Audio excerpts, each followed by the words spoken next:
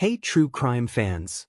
If you're into jaw-dropping stories about love gone wrong, twisted online romances, and shocking crimes that happen behind closed doors, you're in the right place. Hit that subscribe button and join us for new chilling true crime documentaries every single day. Trust me, you won't want to miss what's coming next. Let's dive in.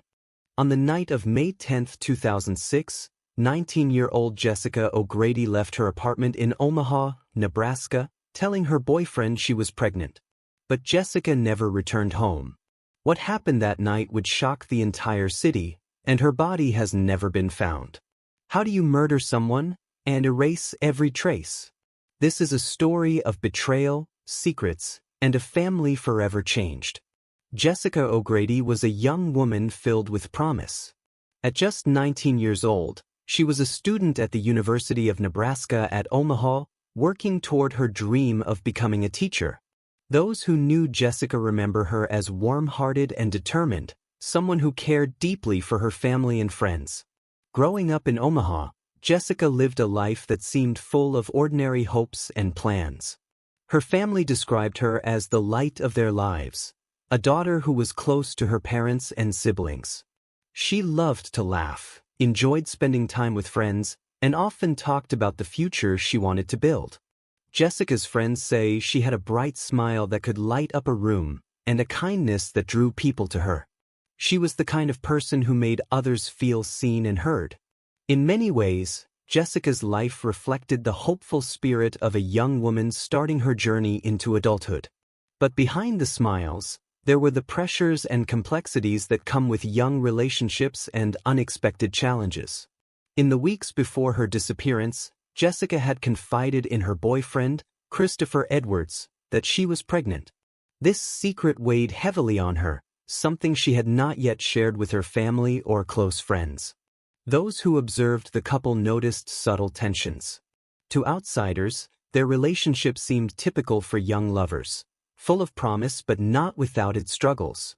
Friends noted that Christopher could be charming, but there were moments when things felt off, though no one could have predicted the tragic path it would take. On the evening of May 10, 2006, Jessica left her apartment in Omaha, telling Christopher about the pregnancy. It was an ordinary night on the surface, but it marked the beginning of a heartbreaking mystery. That night, Jessica O'Grady vanished, and her disappearance would soon shake the community, casting a shadow over the hopes she once carried. The evening of May 10, 2006, began as many nights do, but for Jessica O'Grady, it would be the last night anyone saw her alive. Around 11 p.m., Jessica left her Omaha apartment, sending a brief text message to her boyfriend, Christopher Edwards. The message was simple, but it marked the beginning of a nightmare no one could have foreseen. Christopher claimed that Jessica stayed over at his house that night. Yet, no one else saw or heard from her there. No friends stopped by, no neighbors noticed any activity. The silence around Christopher's home only deepened the mystery. Neighbors recalled little movement or noise from the house during those hours. Some remembered seeing Christopher leave early the next morning, alone, fueling the growing questions about Jessica's whereabouts. As the day dawned on May 11th, Jessica had not returned home. She missed classes, failed to answer calls, and vanished from the lives of those who loved her. Her family's worry quickly turned into fear. Unable to reach her, they reported her missing to the Omaha Police Department, launching an urgent search. Police treated the case with immediate concern. The circumstances did not fit the pattern of a typical runaway. Jessica was known to be responsible and close to her family. This disappearance felt different, darker. Throughout those first terrifying days, Jessica's family grappled with the unknown. Her mother's voice cracked with emotion, her father's eyes searching for answers that seemed to vanish with his daughter. Friends held vigils, shared stories, and pleaded for any information that could lead to Jessica. The city of Omaha was shaken. A young woman, full of life and promise, was suddenly gone.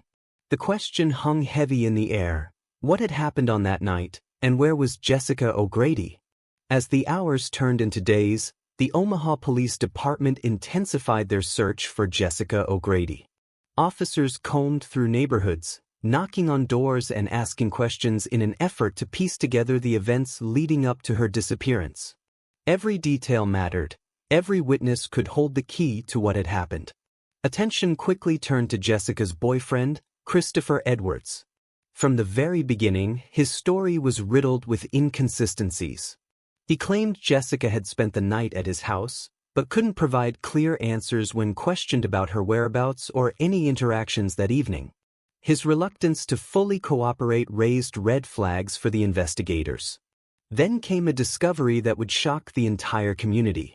Forensic teams found traces of Jessica's blood inside Christopher's home, on the walls, floor, and even in his car. The presence of her blood sent a chilling message. Jessica had been in serious danger. Blood evidence plays a crucial role in criminal investigations. Forensic experts explain that even small amounts of blood can reveal the timeline and nature of a crime. Blood spatter patterns can indicate the type of injury, how many times a victim was harmed, and even the positions of those involved during the event. In this case, the blood left behind was more than just a physical trace. It was a silent witness telling a story of violence that no one had yet heard. As the forensic findings came to light, Jessica's family was plunged deeper into despair. The hope that she might be found alive began to fade, replaced by the harsh reality that something terrible had happened. Their grief was compounded by the uncertainty of not knowing where Jessica's body might be, or the full truth behind that night. Despite the mounting evidence, Christopher Edwards maintained his innocence, complicating the investigation and leaving questions unanswered. The police were now faced with the difficult task of building a case without the victim's body, a challenge that would test their resolve and determination. Christopher Edwards was seen by many as a charismatic, caring young man, someone who seemed to have a normal life and a promising future. To those around him, he appeared trustworthy and devoted, the kind of person you might never suspect of anything sinister. But as investigators dug deeper, the image of Christopher that emerged was far from what anyone expected. Records revealed that Christopher had been dishonest about his employment. He claimed to hold a steady job, but police discovered gaps and inconsistencies in his story. His work history was vague, and there were suspicions that he was not the reliable man he portrayed. More troubling still, Christopher was found to be leading a double life. Investigators uncovered evidence that he was involved with other women during the same period he was with Jessica. Friends and acquaintances came forward with unsettling stories, accounts of manipulation, control, and a dark side that had remained hidden from Jessica and her family. Those close to Christopher spoke of his ability to charm and deceive, masking his true nature behind a facade of normalcy. This betrayal cut deeply into the heart of the investigation, revealing a man who was far more complicated and dangerous than anyone had realized. Jessica's family and friends were left to grapple with the painful truth that someone so close to their loved one had been living a secret life, one that ultimately shattered their trust and brought devastating consequences. How well can you really know someone? This question echoed throughout the case, haunting those who sought justice for Jessica, and reminding us all of the hidden depths that can lie beneath a familiar face. As the investigation moved forward, forensic experts took center stage in unraveling the mystery surrounding Jessica O'Grady's disappearance. Without a body, the case was especially difficult, but the evidence left behind spoke volumes. Blood was found in several places, within the walls and floors of Christopher Edwards's home, and inside his vehicle. Forensic scientists meticulously analyzed these samples, using DNA testing and blood spatter analysis to reconstruct what had likely occurred that night. Blood pattern analysis is a powerful tool in criminal investigations. It can reveal the force and direction of blows, the number of injuries, and even the positions of both victim and attacker during the incident. In this case, the patterns told a grim and silent story of violence that no one had witnessed. But the absence of Jessica's body posed a significant hurdle. Murder charges often rely on physical remains to establish cause and manner of death. Without her body, prosecutors faced an uphill battle, Forced to rely heavily on forensic evidence, witness statements, and circumstantial details to build their case. Detectives involved in the investigation spoke openly about the emotional strain of working a case without closure. The frustration of piecing together clues from blood and DNA instead of a body weighed heavily on them. Yet their determination never wavered. They were committed to seeking justice for Jessica and her family. Despite the challenges, the forensic breakthrough marked a turning point. The blood evidence was undeniable. It confirmed that something horrific had taken place and gave law enforcement the foundation they needed to press forward. In 2007, after months of intense investigation, Christopher Edwards was arrested and formally charged with the murder of Jessica O'Grady. The evidence collected by law enforcement had painted a disturbing picture, even though Jessica's body remained missing.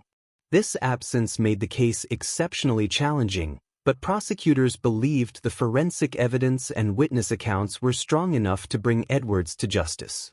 The courtroom became the stage for a battle between truth and denial. Media cameras captured tense moments as the prosecution laid out its case, piece by piece. For Jessica's family, sitting in the courtroom was both a moment of hope and deep pain. They longed for closure and justice, but the fact that Jessica's remains had never been recovered left an aching void, questions without answers. The trial drew significant media coverage, fueling public interest and outrage across Omaha and beyond.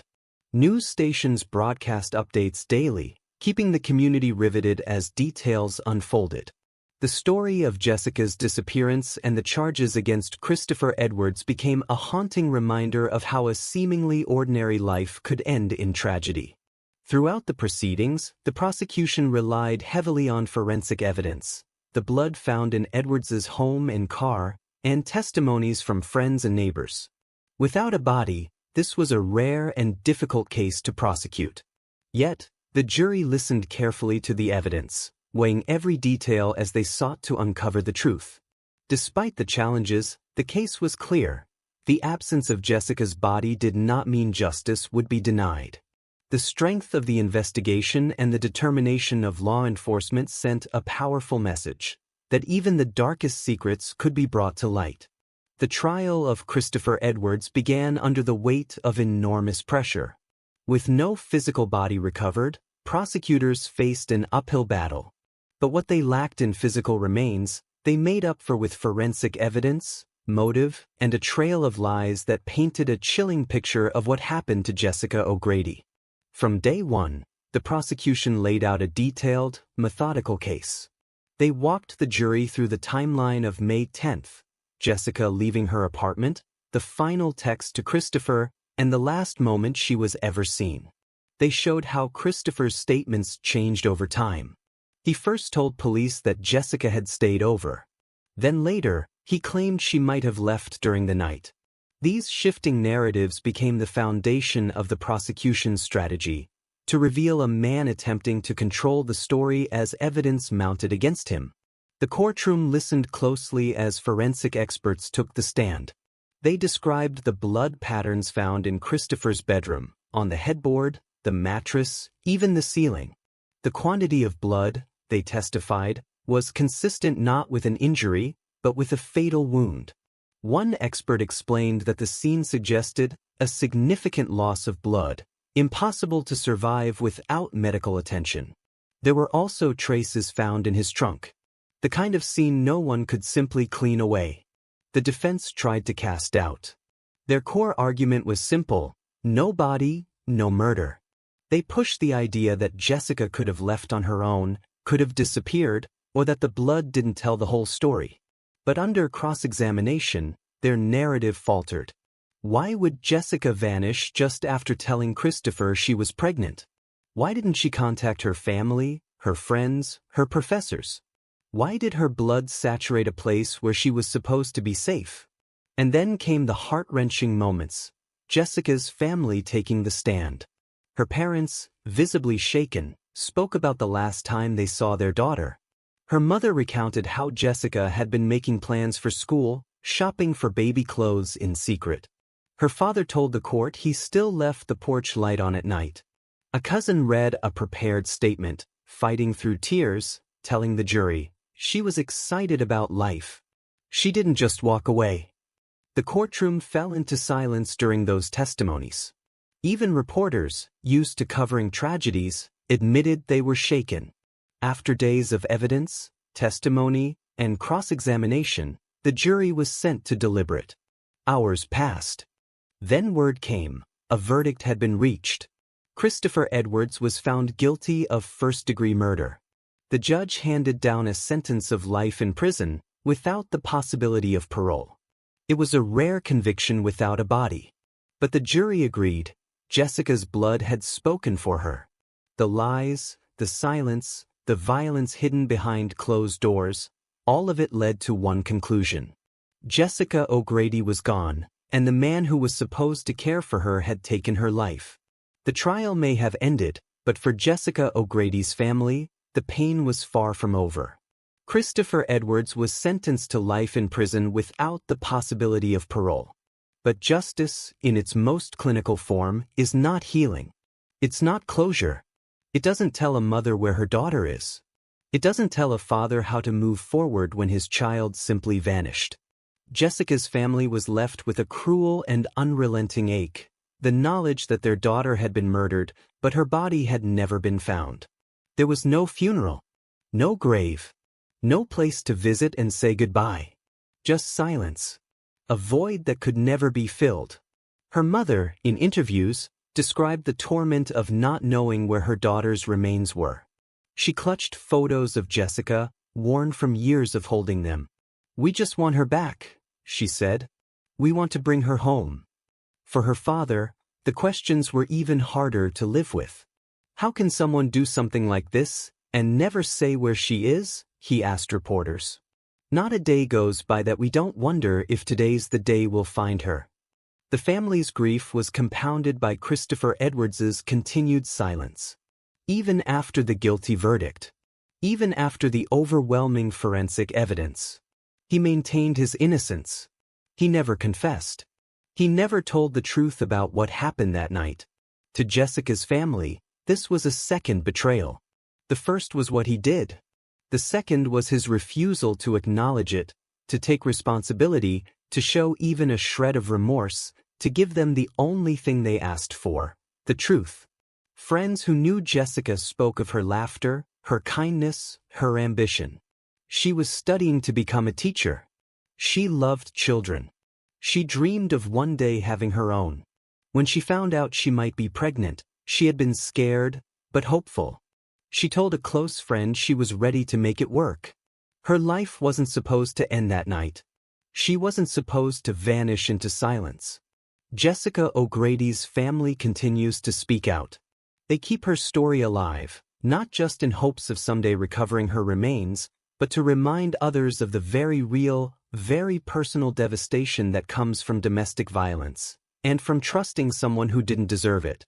Because even now, nearly 2 decades later, the question still remains. Where is Jessica O'Grady? Even with a conviction and a life sentence handed down, one central truth has never changed. Jessica O'Grady's body was never found. For her family, that absence is an open wound. It's not just that Jessica is gone, it's that there's nowhere to grieve her. No site to lay flowers. No headstone to visit on her birthday. No place to whisper, "I love you," into the silence. And while the legal system may call the case closed, for those who knew and loved her, it never truly will be. Investigators believe Jessica died inside Christopher Edwards's bedroom. The sheer volume of blood told a horrifying story. Drops sprayed high on the wall. Pools on the mattress. Patterns that indicated struggle and force. One forensic expert testified it was consistent with a massive injury that would not be survivable without immediate medical care. The reality was stark. She hadn't just been hurt. She had been killed. But that leads to the question that has haunted the case for nearly 2 decades. Where did she go afterward? More of Jessica's blood was found in the trunk of Christopher's car. Detectives believe he may have used the vehicle to transport her body, but to where, no one knows. One theory suggested he drove to a nearby landfill the night she disappeared. Authorities launched a massive search of the dump in the weeks following her disappearance. It involved cadaver dogs, forensic teams, and volunteers combing through tons of debris. But after weeks of searching, they found nothing. Over the years, new theories emerged. Some believe Jessica's body may have been disposed of in water. Others have suggested remote wooded areas near Omaha. But despite tips, rumors, and occasional leads, nothing has ever led to Jessica. It's as though she vanished completely after that one brutal act. And through it all, Christopher Edwards has remained silent. Convicted.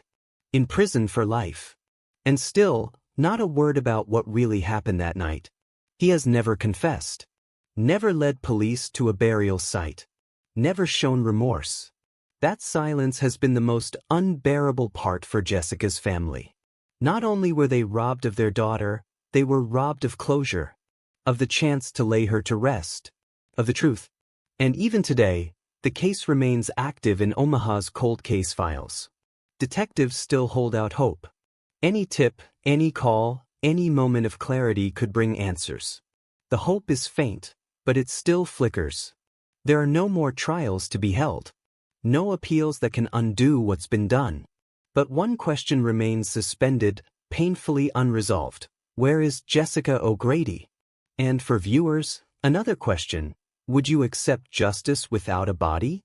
If the law punishes the guilty, but the truth is still hidden, is that enough? What does justice really mean when a family never gets to say goodbye? Jessica O'Grady vanished in May of 2006 and was never seen again. 19 years old. Full of dreams, full of life, on the verge of motherhood and the start of a future that never came. What remains of her story isn't just about evidence or a courtroom. It's about betrayal. It's about silence. It's about a young woman who trusted the wrong person and paid for it with her life. Christopher Edwards was convicted. He is serving life in prison without parole. But he never confessed. He never said what really happened. And Jessica's family was left in the shadow of uncertainty, clinging to memories and questions. Where is Jessica? That question still hangs in the air, unanswered. And maybe it always will. But her story remains. A reminder that even those we think we know best can carry the darkest secrets. A warning that love and control are not the same. And a painful example of how justice, even when served, can still feel incomplete. So we ask you, how do we trust those closest to us?